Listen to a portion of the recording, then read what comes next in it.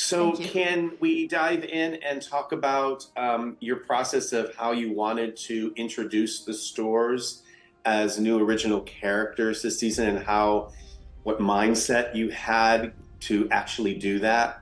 Wow, great question. Yes, thank you, Rasmussen. Thank you. Yeah. Well, one of the overarching story ideas running through the entire show is the idea that, in a very starting small way, we're going to kind of tell the story of where hobbits came from. And this is sort of the second leg of that journey. Tolkien writes about how, in the eldest elder days, way, way back before history was even recorded, there were several different branches of what would become hobbits. So now we're meeting another one. We know there's at least a third out there, and that doesn't even get you close to the Shire and the name Hobbit and so many other things. But one of the things we liked was the idea that along her journey, Nori might be encountering things that are like echoes backwards that we might recognize in the Shire later. And the Stoors are desert dwellers at this point in their history, and they live in holes in the rock walls of their canyon, which is like a kind of tiny distant cousin, ancestor of what might become hobbit holes in some future age. That's a whole lot of maybe spoiler, but that's the answer to the question. I love that. I feel like asking you, do you feel like you live and breathe and walk around in just the Lord of the Rings universe at this point? Yes. You do walk around, and as you see people, you think, ooh, you'd make a really good elf, or you have a you'd be a good dwarf, or look at that guy, he's got a great dwarven you do sort of have Middle-earth vision a little bit as you live life and walk around. We live and breathe the show. It's a sort of 24/7 job. But like sometimes, some days you actually do live in it. I mean, the Stour Canyon is what we call it, where they live, is a massive set that fills a whole stage. And when you're shooting there, you're living in it the same as they are. Mm-hmm. Absolutely.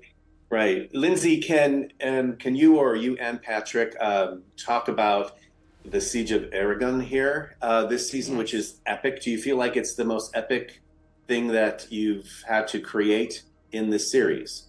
Absolutely, yes, no doubt. It's obviously a very important event in the Legendarium. They wanted to do it right. They wrote an amazing story. The city is under siege for much of the season. Certainly, spends 3 episodes in its sort of various stages of destruction. We started planning it over a year in advance, working with our director Charlotte Brandstrom, our visual effects supervisor Jason Smith, and their amazing second unit director Vic Armstrong, who's an icon and a legend in action filmmaking. And I mean, it was the product of thousands and thousands and thousands of man hours of preparation, from stunts to set design. I mean, prosthetics. I mean, it's not just hundreds and hundreds of orcs. It's hard to describe the difference between having humans attack a city and having orcs attack a city, but from a production perspective, it is a profound difference. To have an army of orcs is no small thing, particularly when you do them practically like we do.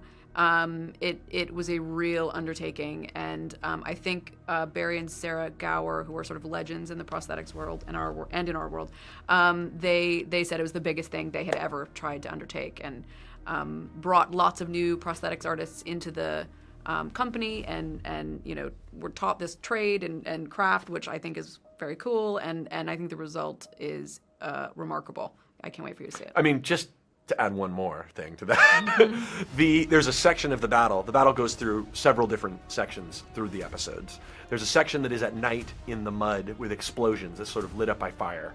That one section was like 4 or 5 weeks of shooting, but that's one small part of many, many, many parts over multiple episodes. So yes, absolutely the biggest undertaking that we have ever attempted, and I think we're all really thrilled with the results. Can't wait for audiences to see. It's quite a ride. And I think, I dare say, it goes unexpected places. That's all I'll say. Right. It packs a punch. Thank you so much for your time. Congratulations. Thank you very much. Cheers.